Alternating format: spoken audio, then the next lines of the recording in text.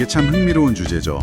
그 수십억 달러짜리 최첨단 전투기가 상대적으로 훨씬 저렴하고 뭐랄까 기술적으로는 좀 단순해 보이는 세력에게 위협을 받았다. 이 사실 자체가 현대전의 어떤 복잡한 면, 특히 그 비대칭성을 잘 보여주는 것 같아요.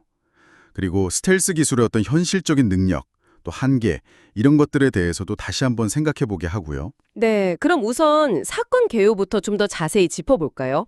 2025년 3월에서 5월 사이에 있었던 러프라이더 작전 중에 말이죠. 이때 F-35가 후티 미사일을 피하려고 급하게 회피 기동을 했다는데 정말 아슬아슬했다고 들었습니다. 그렇습니다. 미군 관계자들도 그 회피 기동이 필요할 만큼 상당히 근접했었다고 확인을 했어요. 근데 이게 F-35만의 문제는 아니었고요. F-16 같은 다른 항공기들도 비슷한 위협에 계속 노출됐었다고 합니다. 사실 이 작전 전체적으로 보면 미군 입장에서는 손실이 꽤 컸습니다. 탄약만 거의 10억 달러어치를 썼고요. F-18 전투기 2대 잃었죠. 또 그 한 대에 3천만 달러나 하는 MQ-9 리퍼 드론, 이것도 7대나 격추됐으니까요. 대가가 상당했죠. 자료들을 보면 후티의 방공 시스템을 뭐랄까 원시적이다 이렇게 묘사하는데요. 근데 이게 어떻게 최첨단 F-35까지 위협할 수 있었는지 그게 좀 궁금해요. 단순히 이동식이라서 그런 건가요? 다른 이유도 있을까요? 네, 그게 핵심인데요. 크게 보면 두 가지 특징 때문입니다. 첫째는 말씀하신 대로 이동성, 어디서 나타날지 모르니 예측이 어렵죠. 둘째는 수동 탐지 방식입니다. 이게 아주 중요한데 레이더 대신에 수동형 적외선, 그러니까 IR 센서를 아주 광범위하게 사용해요. 아, 적외선 센서요? 네, 이 IR 센서들은 스스로 어떤 신호를 거의 방출하지 않거든요. F-35의 그 뛰어난 전자전 시스템도 탐지하기가 어려운 거죠. 그래서 미사일이 날아오기 거의 직전까지 조종사가 경고를 받기 힘든 상황이 되는 겁니다. 그렇군요. 그리고 셋째는 무기 체계가 아주 다양해요.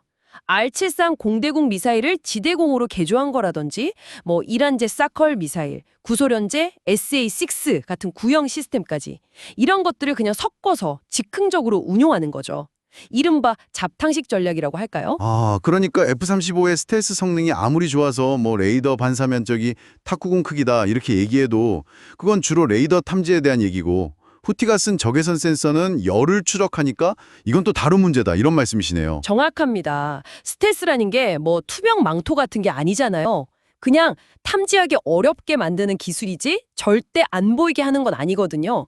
1999년 코소보 전쟁 때 F-317이 격추된 사례도 있었고요. F-35도 마찬가지입니다. 무장창을 열거나 아니면 특정 각도, 특히 그 후방 쪽에서는 레이더 반사 면적이 커질 수 있어요. 그리고 그 DAS라고 불리는 첨단 센서, AN/AQ-37 분산 조리개 시스템이 미사일 엔진 열 같은 위협을 360도로 감지한다고 해도요. 후티처럼 발사 직전까지 아무런 경고 신호가 없다면 조종사가 실제로 대응할 수 있는 시간은 정말 극히 제한적일 수밖에 없습니다. 외부 무장이 많이 가는 비스트 모드는 당연히 스텔스 성능을 떨어뜨릴 테고요. 그렇죠. 그건 말할 것도 없고요. 그렇군요.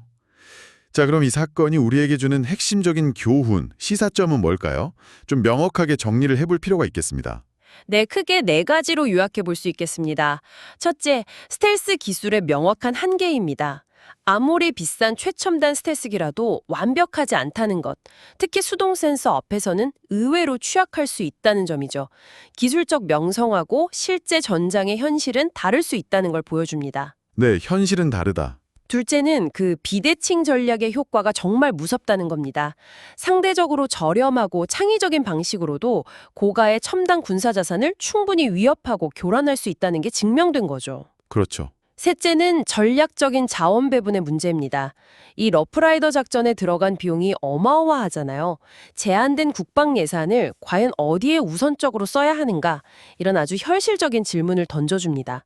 실제로 미국이 이 작전 이후에 중동보다는 아시아 태평양 지역에 더 집중하기로 한 것도 이런 배경이 있다고 볼 수 있고요. 네, 그 비용 문제가 정말 크군요. 마지막 넷째는 방공 위협이 계속 진화하고 있다는 점입니다.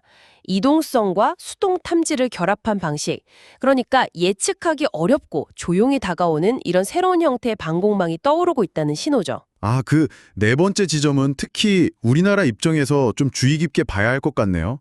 북한 역시 예측 불가능한 비대칭 전술, 이동식 발사체 운용, 또 구형 무기 체계 개량 이런 데 집중하고 있으니까요. 이게 정말 남의 일 같지가 않습니다. 맞습니다.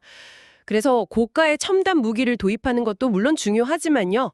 동시에 이런 현실적인 비대칭 위협에 우리가 어떻게 효과적으로 대비하고 또 운용할 것인가, 이 고민이 훨씬 더 중요해지는 시점이라고 봅니다.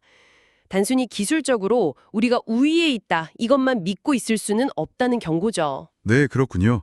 최첨단 기술의 상징인 F-35가 마주한 어떤 의외의 도전, 그리고 그 이면에 담긴 복잡한 함의까지 오늘 잘 짚어주셨습니다. 오늘 저희의 분석이 여러분께서 현대 군사기술과 또 안보 환경을 이해하시는데 조금이나마 깊이를 더했기를 바랍니다. 네, 마지막으로 여러분께 생각해볼 질문 하나 던져보면서 마무리할까 합니다. 후티 반군의 사례처럼요, 상대적으로 저렴하고 예측 불가능한 방식으로 이런 첨단 기술의 우위를 무력화하려는 시도들, 이게 과연 앞으로 미래 전장에서는 또 어떤 우리가 예상치 못한 모습으로 나타나게 될까요? 네, 정말 고민해 볼 만한 중요한 질문인 것 같습니다. 오늘 저희의 깊이 있는 이야기는 여기서 마무리하겠습니다. 여러분, 들어주셔서 감사합니다.